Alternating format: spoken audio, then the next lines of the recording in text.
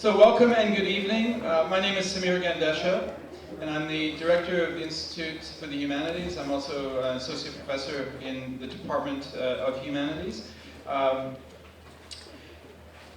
would have started out by thanking Audrey for welcoming us to Musqueam territory, but she's outside at present doing a cleansing ceremony. And this was in response, for those of you who weren't at the session last night, to a call that Togastai made to have the atmosphere cleansed, so we could go on with the conference in a much more positive way. We'd already done that for those who witnessed the panel just prior to this keynote. It was a phenomenal panel, and I'd also just like to thank the panelists again for an intellectually insightful, enlightening, but also deeply and powerfully moving set of presentations about their struggles. For me to be up here and speaking after them about these very grounded struggles of people, as Shirley said, people who are not just talking the talk, but walking the walk, and doing so effectively, so bravely, and so courageously. Can we have another round of applause for just a phenomenal panel? Thank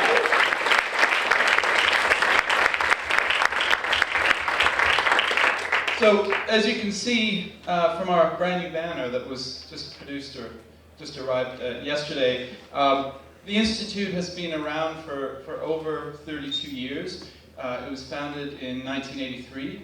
And I, of course, haven't been director for 32 years.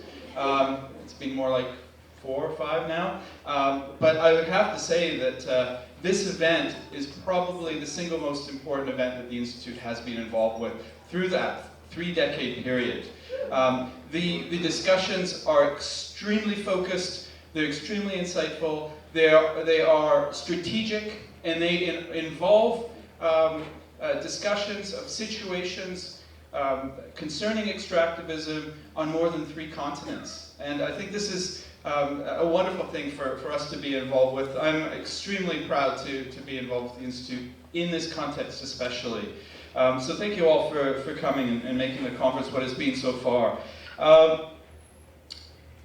I just also want to say that being the director of the Institute is a remarkable opportunity. It's got great fringe benefits. I mean, it's a really glorious position. But seriously, one of the things that I value so much about being in this position is that I'm learning from people every single day. I'm learning from the speakers that we have, the panels that we put on, the conferences like this, and so on. But this has been especially the case in this conference. With every speaker, I'm learning more and more about what's going on right here in BC, what's happening throughout Turtle Island, what's happening in East Africa, and so on. And this is also what brings me to our speaker tonight. We have the great pleasure and honor of having Glen Coulthard speak this evening in what for me is really the first keynote of our conference, for reasons I can't get into. And one of the things that makes it such a privilege to be able to introduce Glen this evening is the amount that I've learned from him, from his work, in particular from his book, Red Skin, White Masks, Refusing the Colonial Politics of Recognition. This is a phenomenal book, not just because of its timeliness, because it comes at exactly the right time to crystallize many struggles that are happening, and the ones that I've just mentioned, the ones we've all heard about. But also really because it cuts across a number of different disciplines, from First Nation studies to political science, questions of law, and of course political theorists, and he is a political theorist. He has written enlighteningly and incisively about figures in intellectual history, such as Hegel and Marx, and especially Frantz Fanon, And I understand he's working on a collection of essays that deals with the specific reception of Fanon in Canada, which sounds really quite idiosyncratic and fascinating as a result.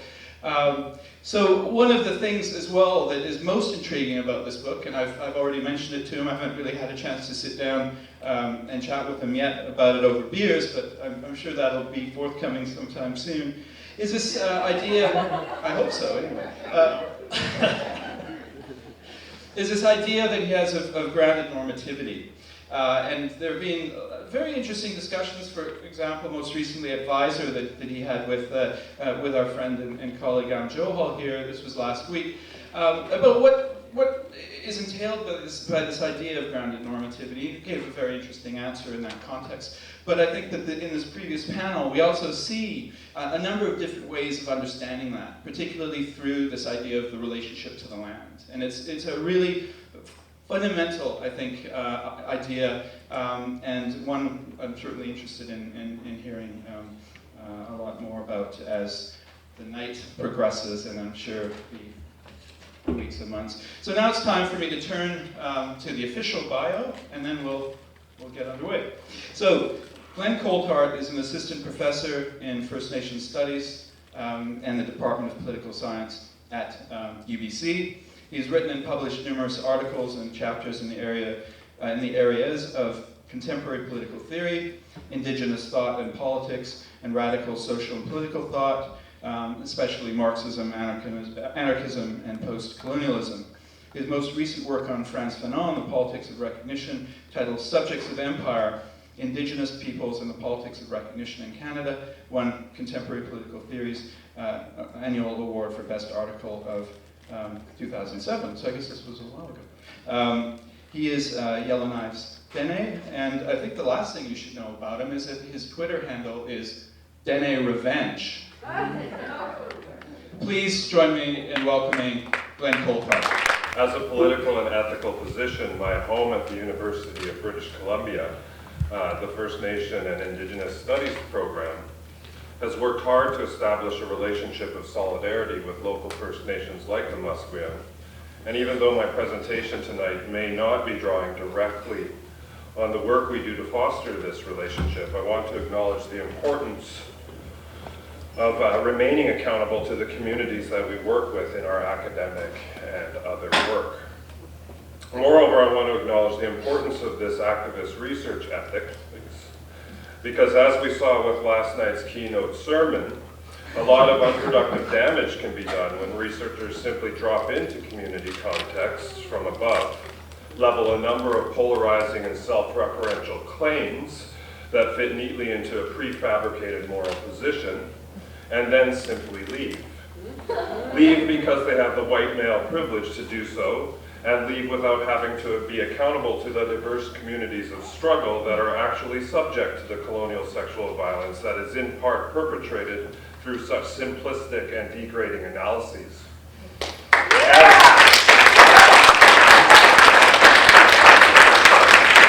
As Indigenous scholars like Maori educator Linda T. Smith have noted repeatedly and at length, this form of so-called research is itself a form of colonial extractivism, one with a long and bloody history on these lands, and it needs to stop.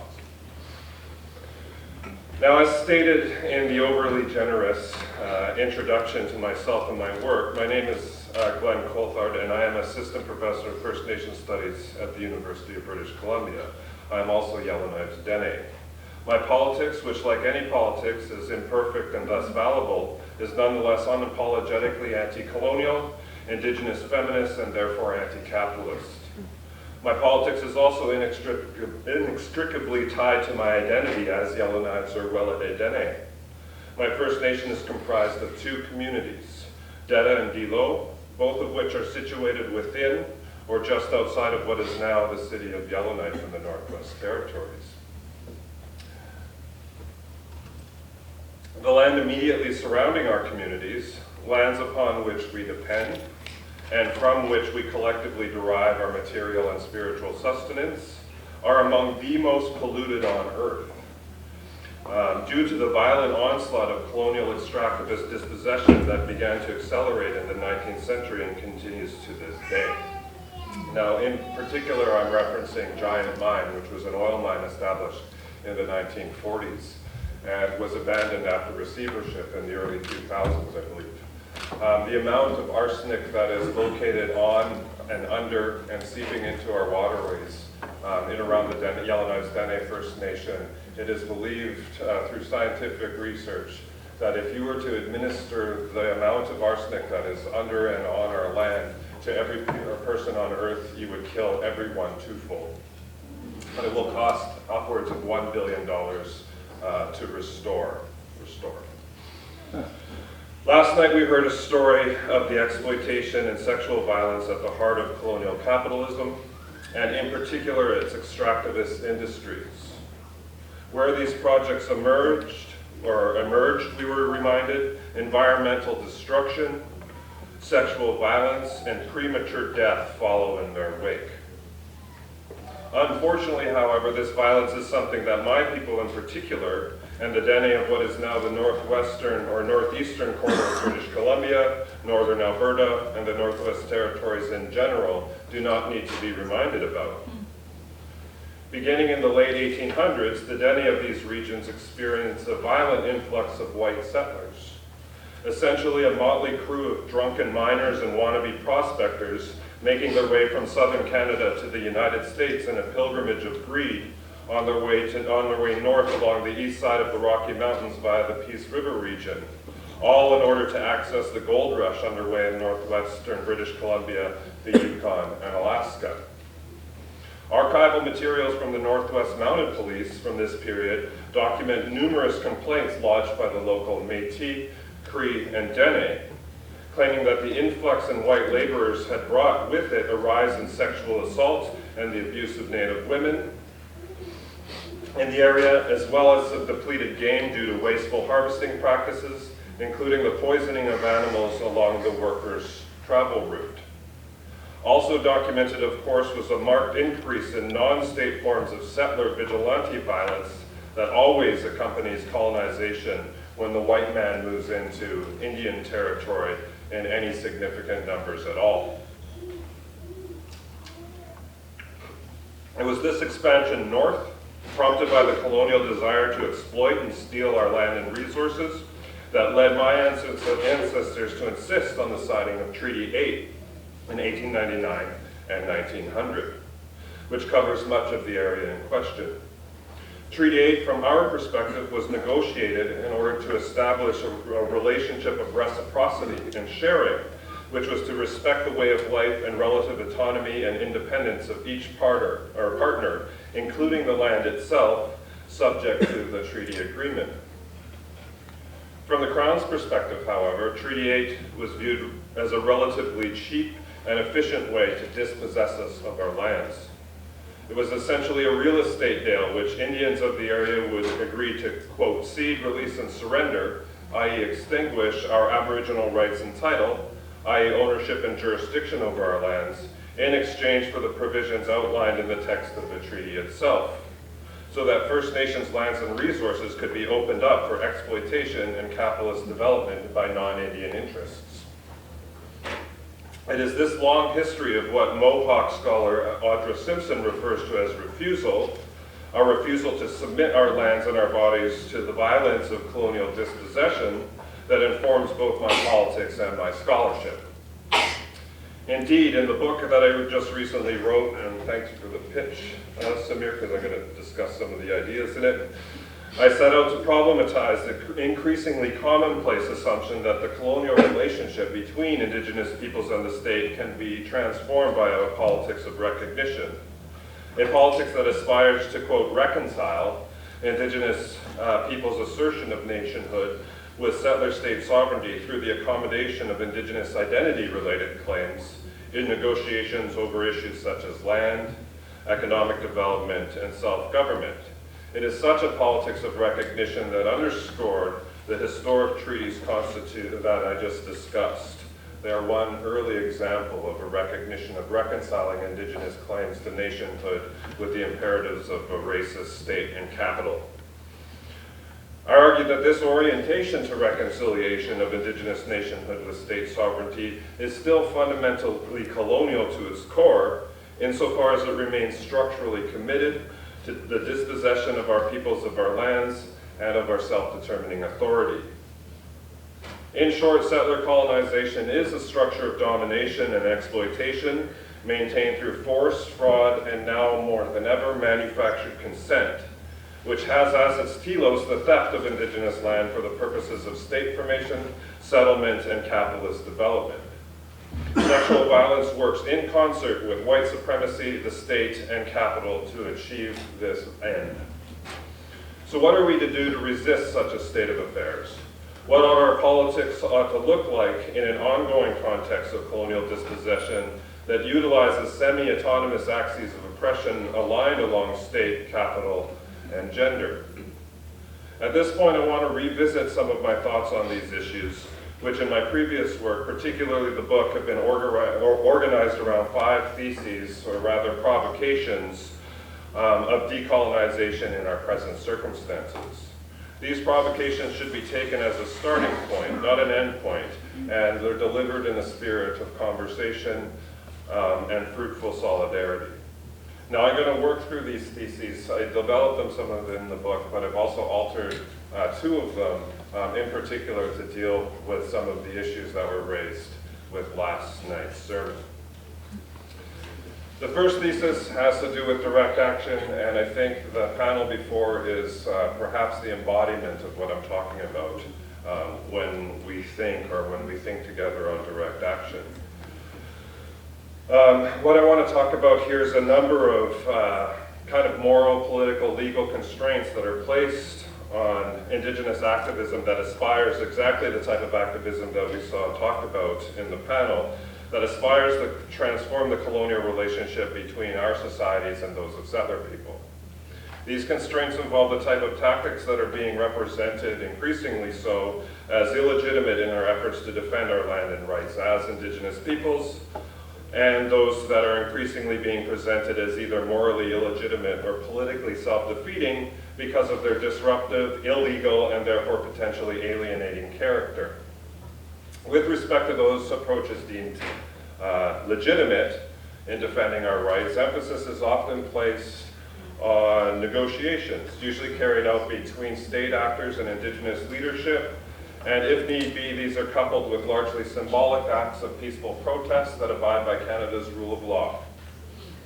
Those approaches, however, that are deemed illegitimate include but are not limited to forms of direct action that seek to influence power in a less mediated and sometimes more disruptive and confrontational manner. In the context of Indigenous people's struggles, the forms of direct action often taken to be problematic include activities like temporarily blocking access to Indigenous territories with the aim of impeding the exploitation of Indigenous people's lands and resources. Or in rarer cases still, the more or less permanent reoccupation of a portion of Indigenous land through the establishment of a reclamation site, which also serves to disrupt, if not entirely block, access to Indigenous people's territories by state and capital. The latter examples are embodied most beautifully, to my mind, by our brave comrades at Grassy Narrows on Anishinaabe territory and our Wet'suwet'en brothers and sisters up north at the Unistoten camp. Regardless of their diversity and specificity, however, most of these approaches tend to get branded in the media in profoundly racist terms and branded more seriously in anti-terrorist legislation as a typical native blockade: militant, threatening, disruptive, and violent. Now, there are 3 arguments that typically get used by critics to undermine and strategies of misinformation to undermine these types of actions. The first argument that's often claimed is that negotiations, and we're repeatedly told this, are simply more effective in securing our rights as Indigenous peoples. All negotiations over the scope and content of Aboriginal peoples' rights, I would suggest, especially in the last 40 years, has piggybacked off the assertive direct action spearheaded by Indigenous women and other grassroots communities or members of our community. There would be no negotiations, for example, over Aboriginal rights and title if it wasn't for the decades-long willingness of Indigenous peoples to put their bodies on the line in order to secure a better life for their communities, but also the lands in question.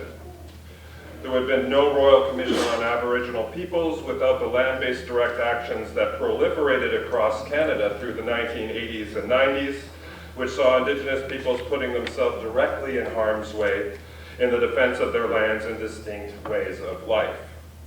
These direct actions fundamentally challenged the two core pillars of colonial sovereignty. They challenged the Canadian state's claim to hold what Max Weber referred to as the only legitimate monopoly on the use of political violence, on the one hand, and the settled or certain economic and political conditions required for the ongoing accumulation of capital. The equation in this sense is simple, and it's the same in all state contexts. Political violence plus economic uncertainty equals implement some form of reconciliation. Likewise, there would likely have been no interest in a national public inquiry into the hundreds, thousands even, of murdered and missing Indigenous women and girls in Vancouver and across the province and the country if it weren't for the thousands of Native women and their allies who have formed lasting networks of mutual care and support and taken to the streets every year on February 14th for more than 2 decades to ensure that state-sanctioned sexual violence against Indigenous women ends now. All of this is to say that if there has been any progress in the rights and relationship between Indigenous peoples and Canada, including those that are negotiated largely through the male-dominated sphere of formal negotiations, this progress is owed to the fierce activism and community members practicing our obligations to the land and to each others in these grounded grassroots networks of struggle. Now, the second argument that gets used to derail these disruptive forms of Indigenous direct action involve these actions supposedly self-defeating or alienating character. The idea this time is that insofar as these tactics disrupt the lives of perhaps well-intentioned but equally ignorant non-Indigenous people, First Nations will increasingly find themselves alienated and are causes unsupported by average working-class Canadians. I think that getting this reaction, and this may be controversial from the dominant society, is simply unavoidable and actually desired. We want a fundamental transformation in the political, economic, white supremacist, and heteropatriarchal foundation of the colonial relationship. Bravo. For more than 2 centuries, this relationship has run roughshod over our rights, which has resulted in a massive stockpiling of power and privilege by and for the dominant society. Land has been stolen, and significant amounts of it will have to be returned. Power and authority have been unjustly appropriated, and much of it will have to be reinstated. This will inevitably be very upsetting to some. It will be very inconvenient to others, but it's what needs to happen on this territory if we're going to establish a peaceful, just relationship of reciprocity between Indigenous peoples and non-Indigenous peoples on this land.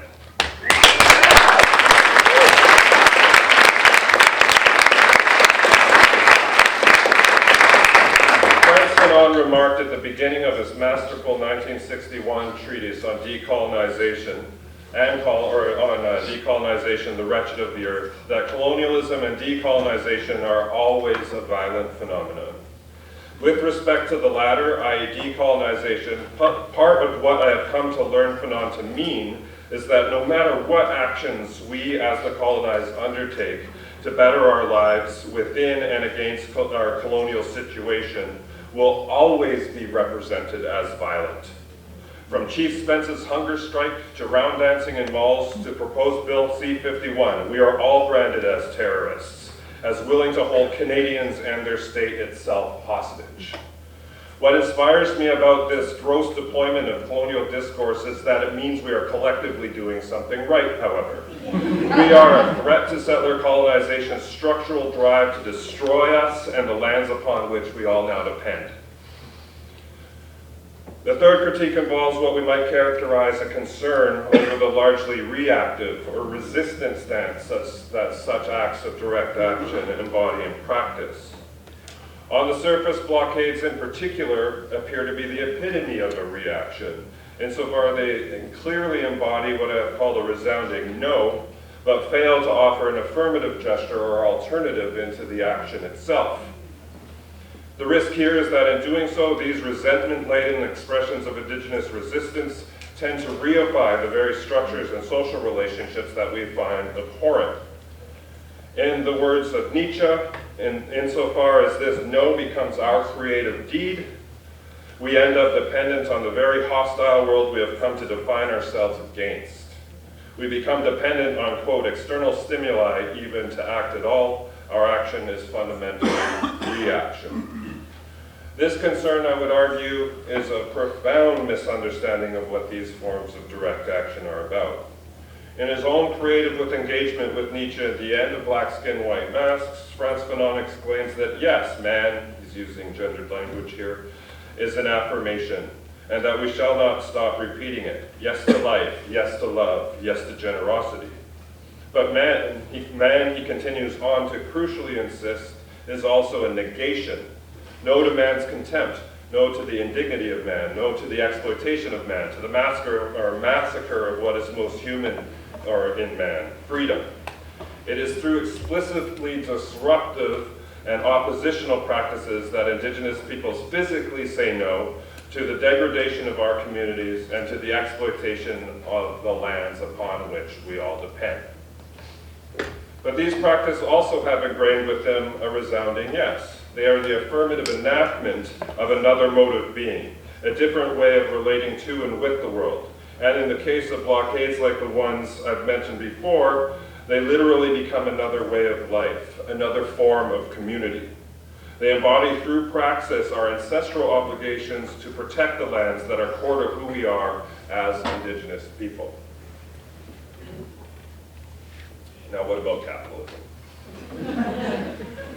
What these direct actions demonstrate, and their proliferation in particular against pipelines, against liquefied natural gas exploration, is an Indigenous forms of economic disruption through the use of blockades are not only a negation, but they are an affirmation.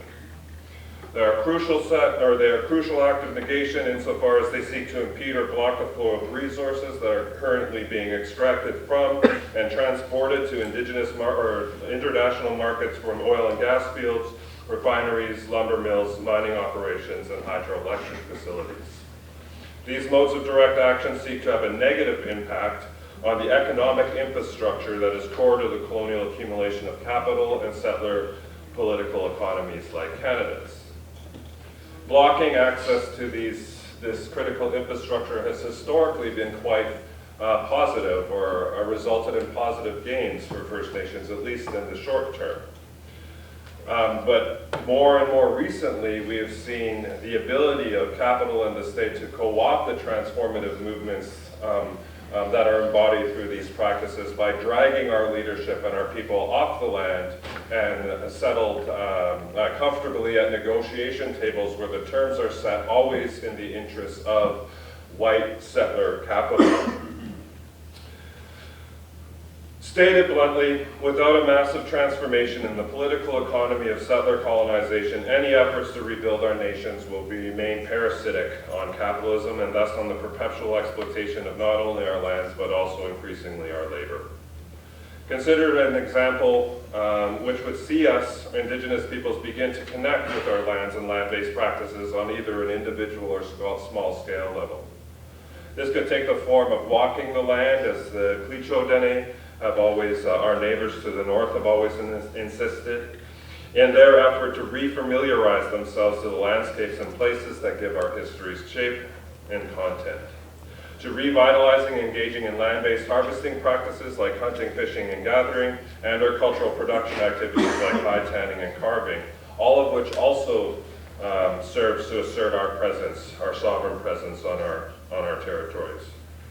A similar problem also informs self-determination efforts that seek to curtail our poverty and economic dependency through resource revenue sharing, more comprehensive impact benefit agreements, and affirmative action employment strategies negotiated through the state and with industries currently tearing up our territories. Even though the capital generated by such an approach could in theory be spent subsidizing the revitalization of our cultural practices, In the end, they would still remain dependent on a predatory economy that is entirely at odds with the deep reciprocity that informs the cultural core of Indigenous peoples' relationships to land. What forms might an Indigenous political economic alternative to the intensification of capitalism and its extractivist form on and with our territories take? For some communities, reinvigorating a mix of subsistence-based activities with more contemporary economic ventures is one alternative. And this I take my lead from the struggles of my community, the Dene Nation, in the 1970s, in which in our attempt to negotiate a just relationship and land claim with the federal and territorial governments, we demanded that all, or almost all of our traditional territories come under the collective ownership of the Dene Nation, and that our self-government would have permanent representation of our political rights within the territory. Economically, we proposed that the democratic principles underlying Dene governance of consensus decision-making be applied to economic decision-making on the territory, even to the economic place of production in the workplace itself. So what we were advocating at the time, or what was being at least discussed in print at the time, was what we might call today workplace or participatory democracy.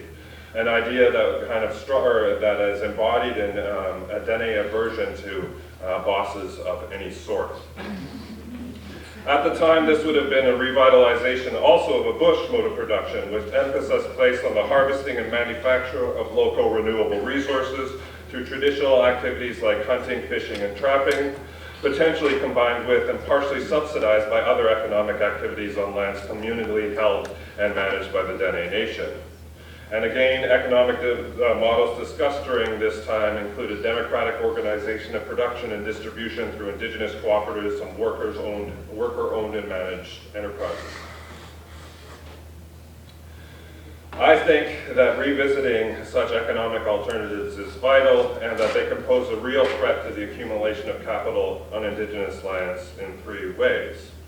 First is that with the neoliberal intensification of which extractivist industries are just an embodiment. And so this is a different political economy story that I'm actually starting to flesh out in my current work. So there's a number of conditions that underwrite our economic situation of the day.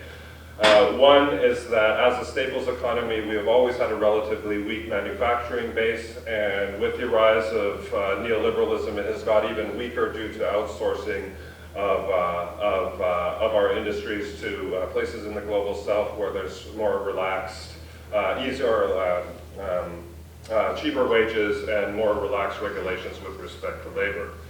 The second is that there's now at least an ideological aversion stated by Harbour and others against the extraction or taking of resources from geopolitical situations or places in the world that are hostile. Now, this is ideological because our corporations do it anyway, but it's a incentive or an ideological position that's supposed to fuel a justification of a real rapid and intense turn inwards to devour everything under our feet in terms of our own resource base, and all under the guise of it being ethical compared to the extractivist tendencies that we've undertaken elsewhere in the world. In such a position, I think Indigenous peoples more than ever are uniquely positioned as revolutionary actors in any sort of social change that might transpire on these territories. This has never been recognized by the left, Marxist or otherwise, and our position in relationship to this critical infrastructure and our demonstrated cultural and political will to stop this type of accumulation really ought to take the lead in any sort of revolutionary movement to stop the type of forms of violence that we are speaking here today.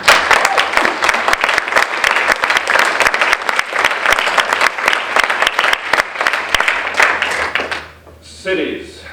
In Canada, more than half now of Indigenous peoples now live in cities. The relationship between Indigenous peoples and cities, however, has always been one fraught with tension. Historically, cities were originally conceived of in our colonial imagination as explicitly non-native spaces, as civilized spaces, and urban planners and Indian policymakers went through great efforts to expunge urban centers of native presence, including here with the example of Kitsilano Reserve and the last remaining people that were dispossessed of Stanley Park and kicked out.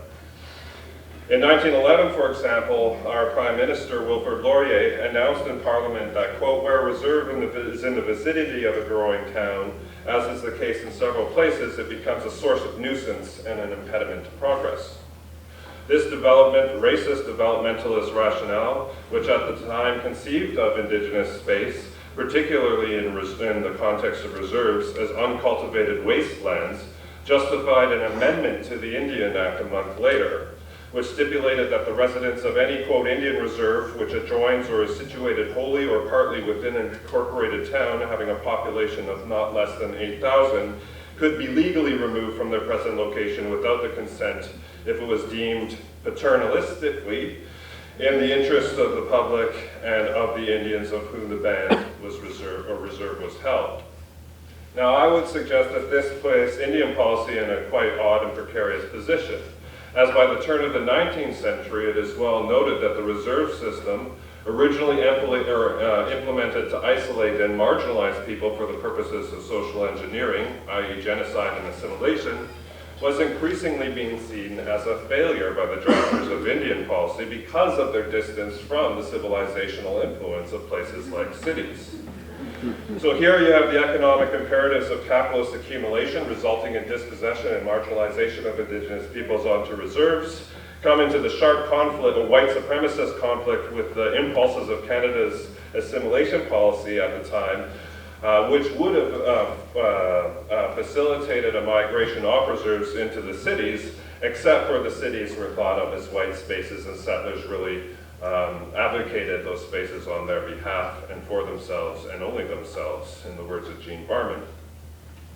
Now, this civilizational discourse that rationalized both the theft of Indigenous lands and their subsequent confinement onto reserve facilitated quite a significant geographical shift and a separation of the colonizer and the colonized that lasted well into the mid-20th century.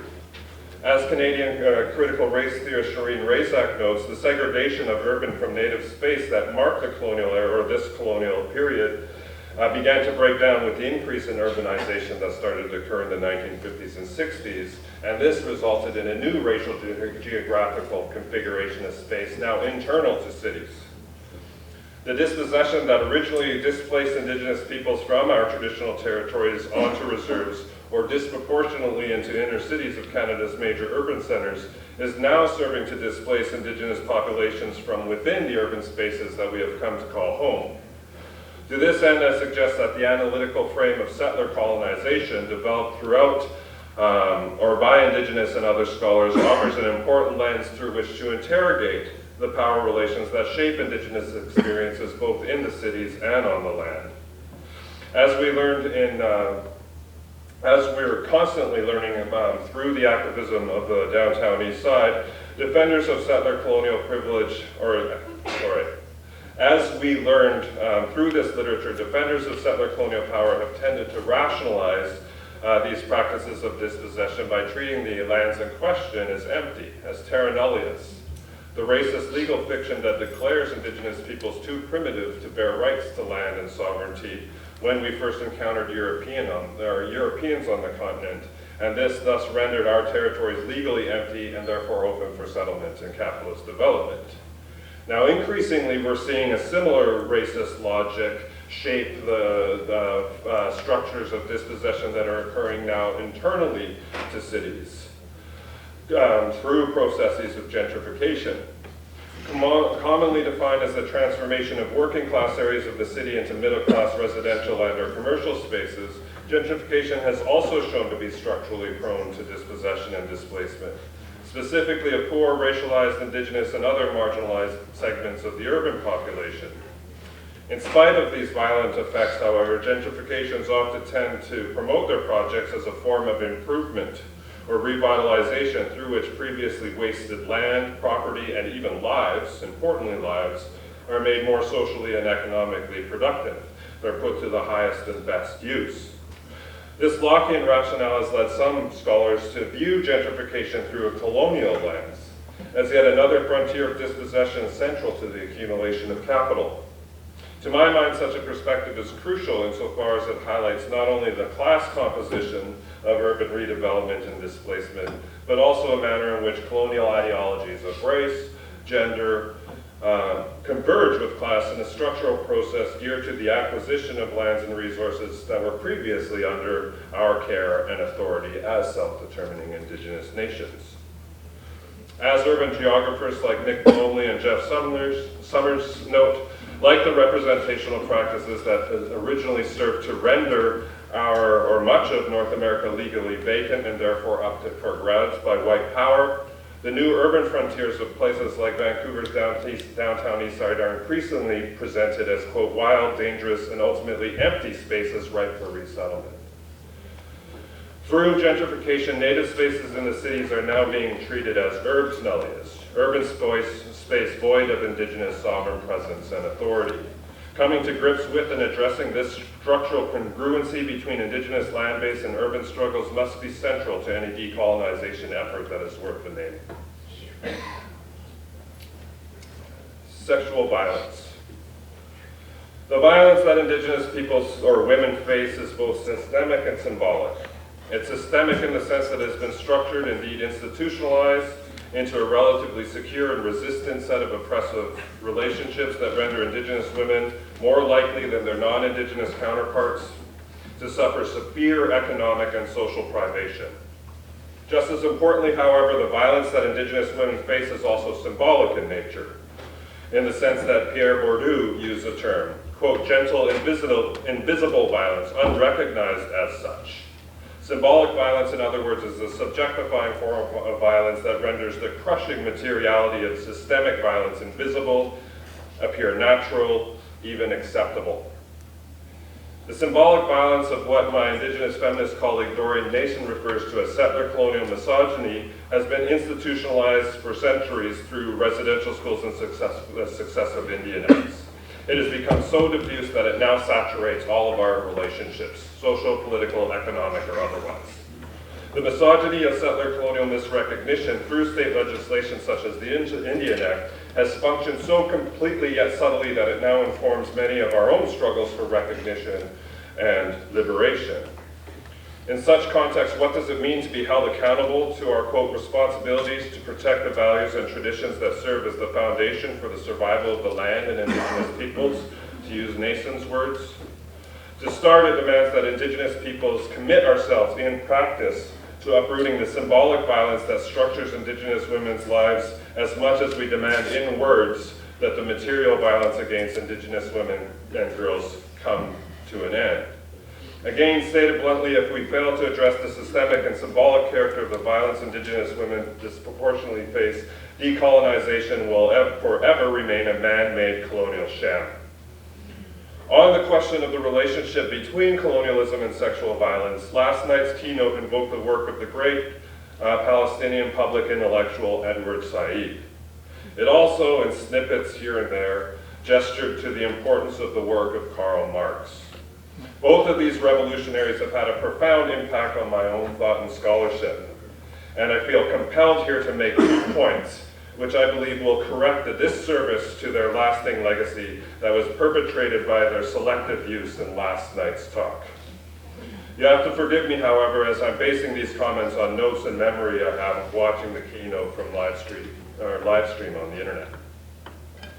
First, it was suggested that Edward Said's masterful 1978 text Orientalism was perhaps one of the first, if not clearest, early articulations of the relationship between Western sexualized representations of the so-called Orient that provided the West discursive license to plunder, rape, occupy, and colonize in perpetuity.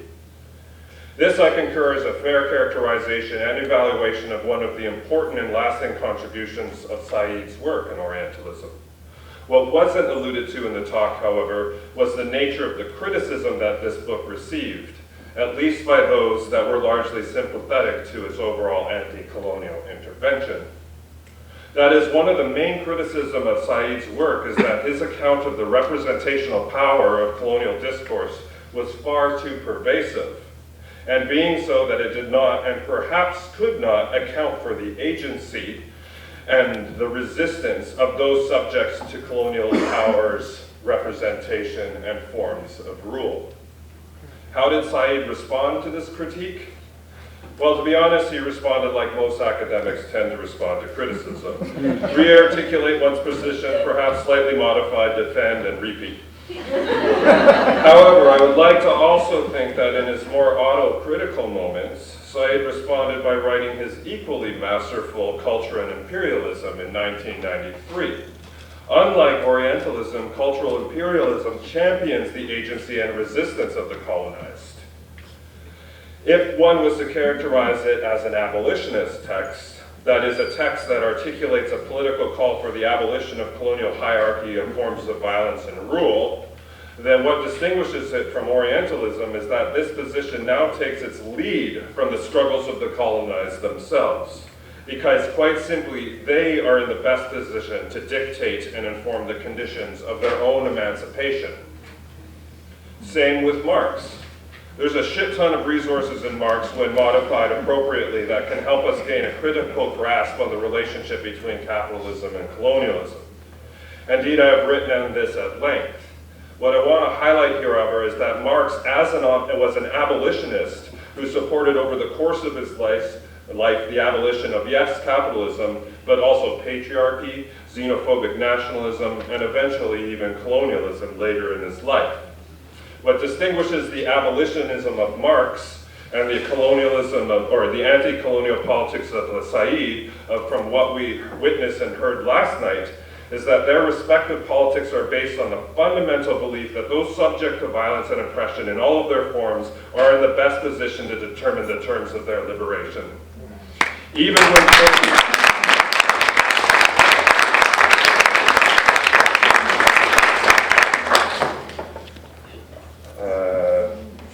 so kind of you. But you made me lose my spot.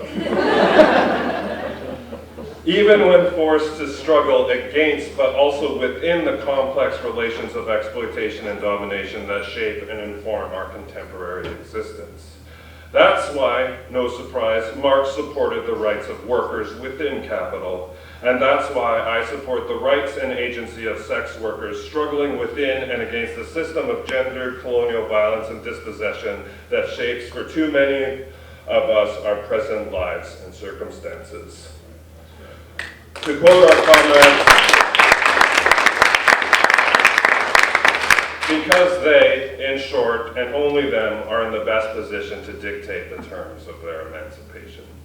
To quote our comrades involved with the Indigenous Sex Sovereignty Collective, people who trade or sell sex are often left out of anti-violence advocacy and are spoken for rather than being invited to share their own perspectives and experiences. This exclusion is unacceptable. People who trade or sell sex, especially trans and two-spirit sex workers, need to be invited wherever violence against Indigenous peoples is discussed in order to ensure solutions are shaped by their needs and their experiences. Any abolitionist politics, to my mind, that refuses to seriously take into account this position risks deteriorating into the moralized, privileged, white liberal bullshit that we saw last night.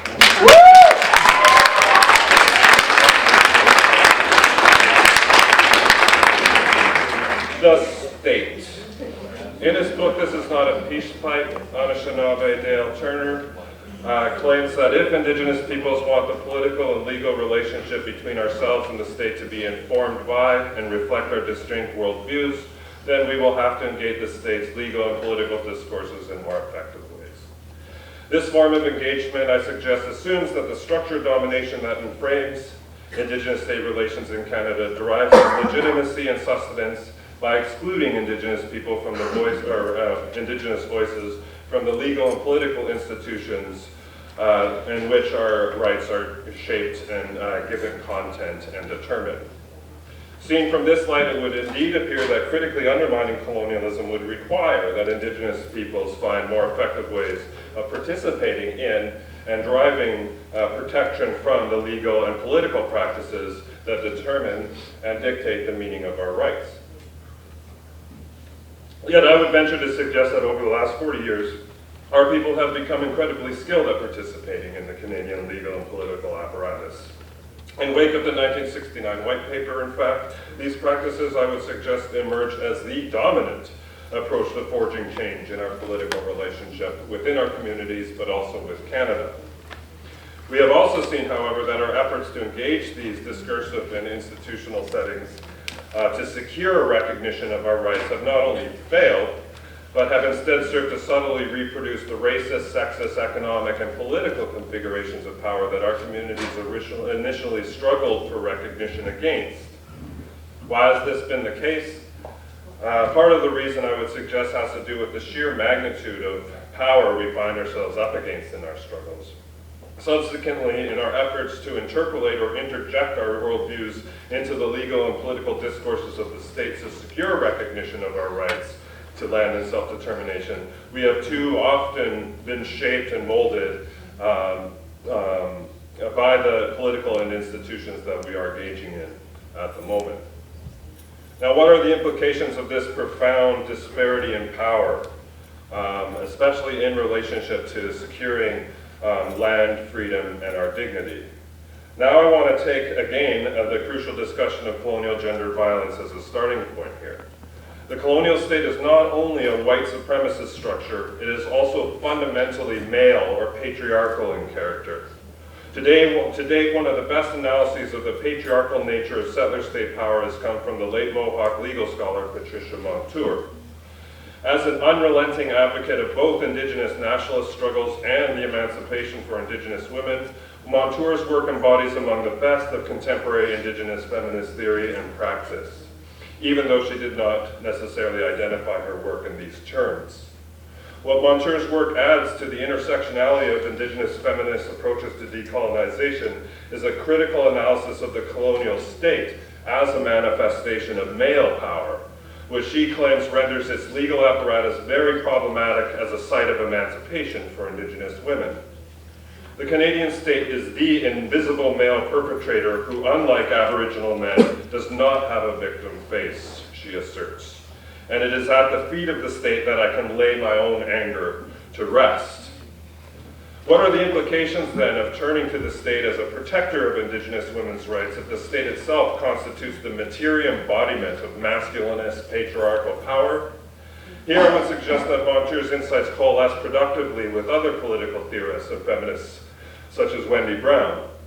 For Brown, gender emancipation strategies that rely on the state apparatus in this way have deeply contradictory implications that we must be wary of, given that the domination, dependence, discipline, and protection, i.e. the terms marking the itinerary of women's subordination in vastly different cultures and epochs, to quote her, are also characteristics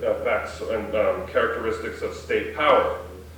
Subsequently, Brown argues that when women turn to the state apparatus in their struggles for gender justice, they risk reiterating rather than transforming the conditions of their own oppression. Now, that's Brown saying that. At the very least, Montour's Indigenous feminist critique of the colonial state provides us, I think, with a tool to critically reflect on the contradictory impulses associated with seeking emancipation from the adverse gendered and racist effects of state power by means of law. This does not require that Indigenous peoples necessarily vacate these or leave these strategies entirely. As Indigenous feminist scholar and friend Sarah Hunt writes, surely we must engage with this powerful system, but appealing to the law alone will not stop the violence. For Hunt, as with Montour and many other Indigenous feminists, this system must be used very cautiously and strategically so as to not reproduce the systems and ideologies that colonialism has produced. It must also be used in a way that takes as paramount the voices of those subject to colonial state violence, Indigenous women in all of their diversity. And again, to conclude with a quote from the Indigenous Sex Workers Sovereignty Collective, in anti-violence organizing, we have observed that state-led responses, new laws, increased policing, and social services are frequently seen as the best or only way to create change. We instead call for solutions that address personal violence, such as targeted murders and disappearances, as well as systemic and legal violence, such as those perpetrated through the actions of police, court workers, and in the judiciary in maintaining colonial power relations. We call for solutions that move away from protectionist or rescue-oriented policies and practices adopted by colonial governments. This is a politics of decolonization that I feel obligated that I need to support. Masicho, and thank you for listening.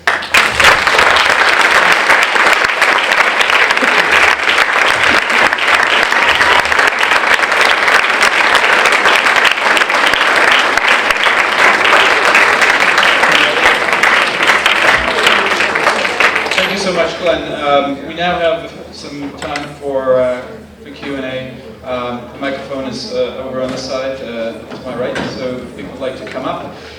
Just a quick reminder as well to keep your questions and comments brief and to the point so more people have the opportunity to speak.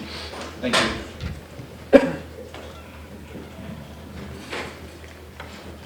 Thank you so much for your presentation.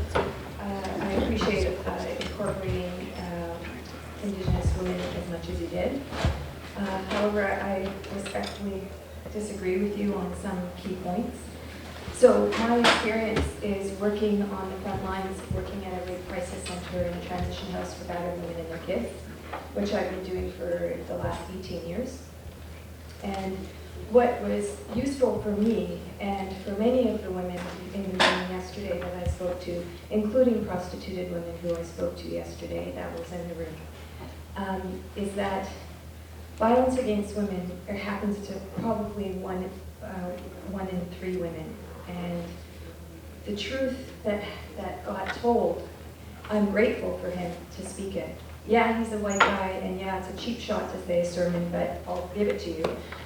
But he said things that were powerful. And what I know from the phone calls I get about 100 calls a month from women, is that women often need to be reinforced that what happened to them was rape, and what happened to them was violence, and that it is happening to them on purpose, and that it's perpetrated by men, and mostly men they love.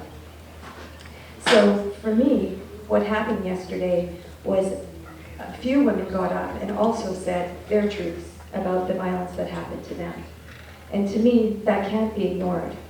And I don't want to ignore the women who call me and tell me the very same stories that he said, the very same hard stories to hear, but are actually truths from the work that I do.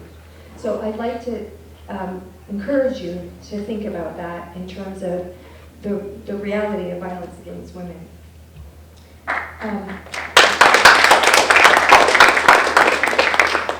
I really agree with you about state protection not being the answer, but women on the bottom, including, I'm a woman of color, so I get to speak from this authority as well as being a woman. We have not much else. So sometimes the only thing we can do is call the police. So we don't want to, because sometimes we get accused by our own brothers and our own family members for betraying on race, but sometimes we need to use the state.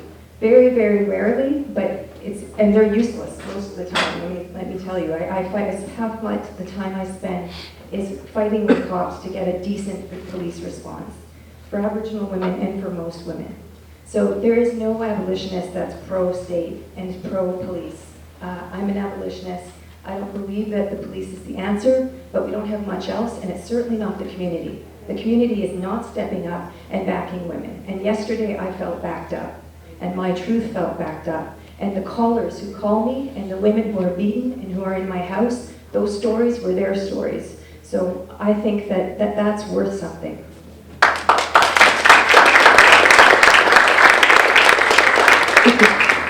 Yeah, no, I agree with most of what you say, and particularly with respect to state, I'm very clear on most of the time. I probably wasn't clear here. That state violence, or that in context of sexual gendered violence, yeah, we're going to do everything we possibly can. In that context, in the context of the extractive push to devour our lands and resources, you're going to use every means necessary in order to try and stop that from happening. So I recognize that. I'm drawing off of the work of Indigenous feminists who are also working on the front lines with sex workers in support of their lives that are that are challenging this idea that the state is also a perpetrator in these relationships, and trying to develop develop a conversation of what do we collectively do in those situations where you're seeking or we're seeking protection from an institution that is predicated on the violence that is inflicted on our bodies, and disproportionately the bodies of women, girls, queer, two-spirit, and trans populations. So it's not just, oh, we must vacate the state entirely. That would be foolish and privileged of me to suggest. What it is like, how do we create it where we're accountable to each other in ways that we would render that form of violence absent in our lives.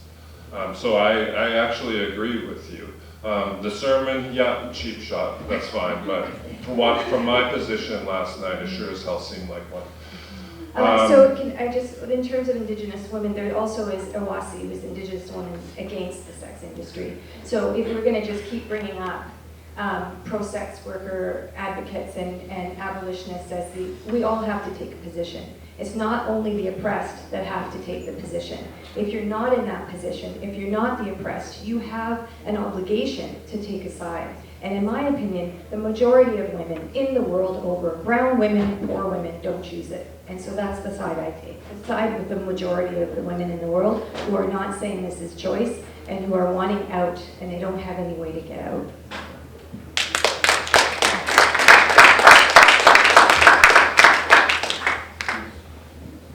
Do you have another question or comment? Hello. I'd actually like to thank you for your talk today, and for addressing the horrors of yesterday. I'm asking a question about Indigenous resistance and other visible minority resistance movements. For example, in Toronto, there's a group around Ronaldo Walcott who is they're talking about true Black emancipation in the form of the global citizen, not recognizing land. The person who can move, who is free to move without borders, is the free citizen, the free, true emancipated character. So what dialogue is there between those groups and then Indigenous movements? Well, I think there needs to be dialogue, because that has emerged as a position within Black studies and activists within that field. It's also emerged within some segments of kind of no borders movements and so on within migrant justice struggles.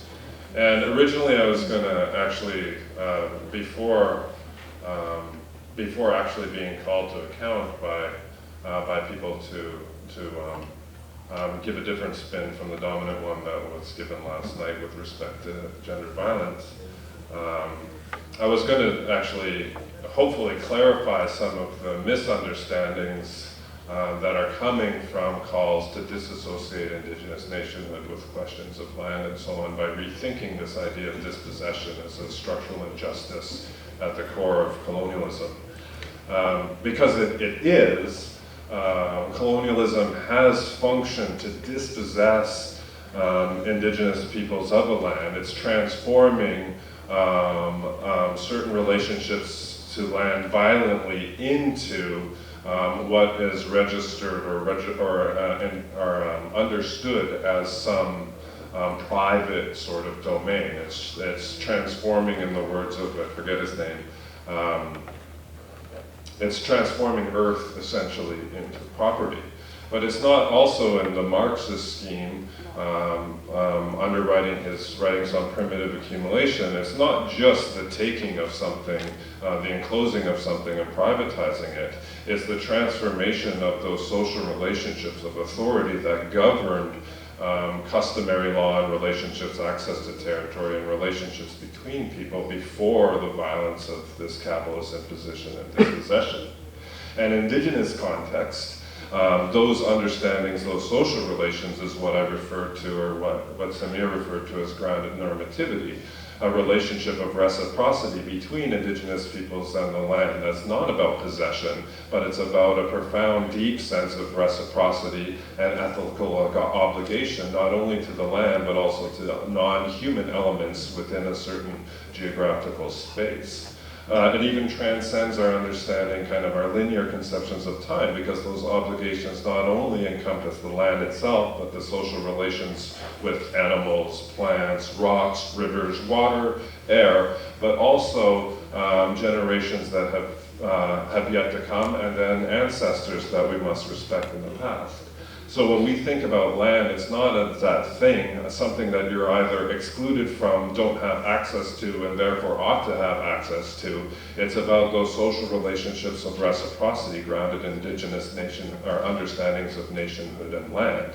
It is a relationship, and in words and deeds, historically and in the present, Indigenous peoples have always stressed that it's that reciprocity and that relationship of sharing that should dictate our relationships with others, including newcomers who have arrived here in their own contexts of injustice, dispossession, and displacement.